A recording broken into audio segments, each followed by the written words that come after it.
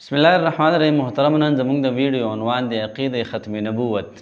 عقیده ختم نبوت ته په اسلام کې دارنګه حیثیت حاصل لې سرنګه حیثیت چې د انسان په بدن کې د انسان د ملا د اډوکی کې پرس کې د ملا اډوکی د انسان ټیکی د خپې بم کار کوي او د به وزن هم چتولی شي، د به کارونه هم کولی شي. او کچې د انسان د ملا اډوکی خراب شو د بیا هیڅ کار نه دی، د به بیا پکټ کې صرف پروتي هغه رنګ چې د انسان عقیده خراب شو او عقیده ختم نبوت د انسان خراب شو، دا انسان چې کم دی نو کافر دی.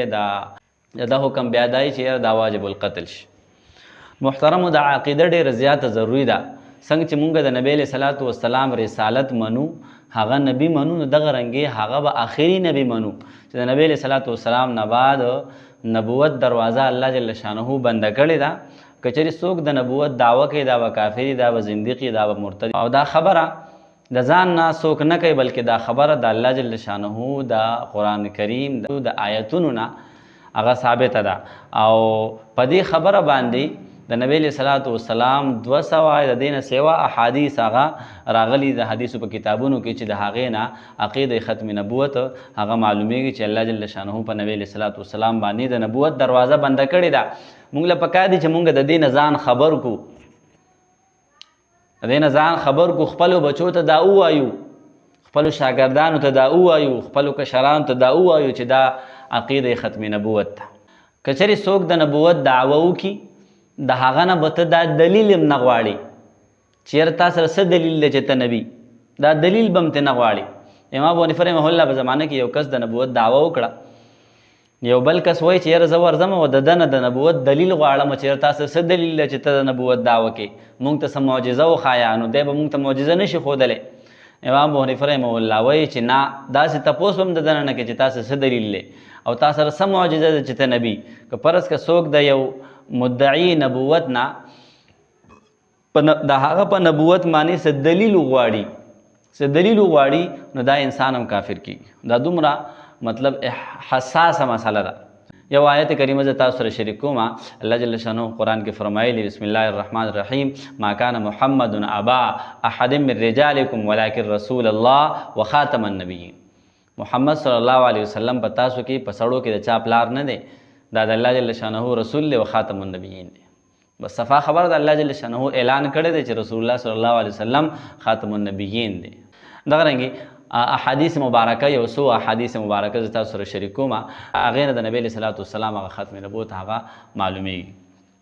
حضرت ابو هریره رضی الله عنه نه روایت دی چې نبی علیه صلات وسلام فرمایل چې ما ته په شپږو څیزونو باندې فوقیت راکړی شوی دی په نورو انبیاو باندې. ما ته شپږ څیزونه داسې راکړی شوي دي چې هغه شپږ څیزونه نورو انبیاو ته نه ورکړی شوي. ایک نمبر چیز دا دی چې ما ته جوامع الکلم راکړی شوي. او 2 نمبر چیز دا دی چې په رعب او دبدبې سره زما مدد کړی شوی دی. او 3 نمبر چیز دا دی چې مال غنیمت زما لپاره حلال کړی شوی دی چې زه د مال غنیمت نه څه اخلم هغه ماته اجازه دی او هغه زه اخیستی شم، دا زما لپاره حلال کړی شوي. او 4 نمبر چیز ما ته د ځمکې ټول مخ د ځمکې چې کوم دی نو هغه زما دپاره پاک ګرځولی شوی دی. که چېرې یو انسان په دې ځمکه باندې په هر ځای کې مونځ کوي دی کولی شي، ځان ته مسله خوره کړي، ځان ته جانماز خور کړي او ځان ته رومیال خور کړي چې هغه ځای پاکي دی هلته مونځ کولی شي. دغه رنګې او 5 نمبر چې کوم دی نو ټول مخلوق طرف ته زه رالیږلی شوی یم. دی وجې نه نبی علیه صلات وسلام بارک الله جل شانه فرمایي وما ارسلناک الا رحمة للعالمین. ټول مخلوق طرف ته نبی علیه صلات وسلام رالیږلی شوی. او 6 نمبر چیز هغه دا دی چې زه خاتم النبیین په ما باندې د نبوت دروازه هغه بنده شوي. 2م حدیث دا دی چې نبی علیه صلات وسلام فرمایل چې د بني اسرائیلو قیادت به د هغوی نبی کو. هر کله چې به یو نبی لاړو وفات به شو، دنیا نه به لاړو، د هغه په ځای باندې به بل نبی راغی، بیا به هغه قیادت کو. او زمانه بعد چې کوم دی نو بل نبی به نه راځي. او 3 نمبر حدیث مبارک نبی علیه صلات وسلام فرمایل چې زما په امت کې به 30 کسان دروغجن هغه پیدا کېږي چې په هغوی کې به هر یو کس دا دعوه کوي چې زه نبی یم.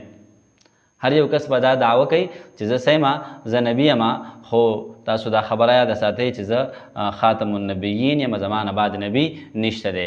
نو د نبی علیه صلات وسلام په زمانه کې بعضو خلکو د نبوت دعوې کړي دي، لکه مسیلمه کذاب، اسود عنسی او دغه رنګې نورو هم ډېرو خلکو د نبوت دعوې کړي دي. ان قریبه زمانه کې چې کوم دی نو غلام احمد قادیانی د نبوت دعوه کړې ده. قادیانیان څوک دي؟ د قادیانیانو عقاید څه دي، د قادیانیانو حساب کتاب څه دی، انشاءالله هغه به هم چې کوم دی ورو مختصر هغه بیان کړی شي. خیر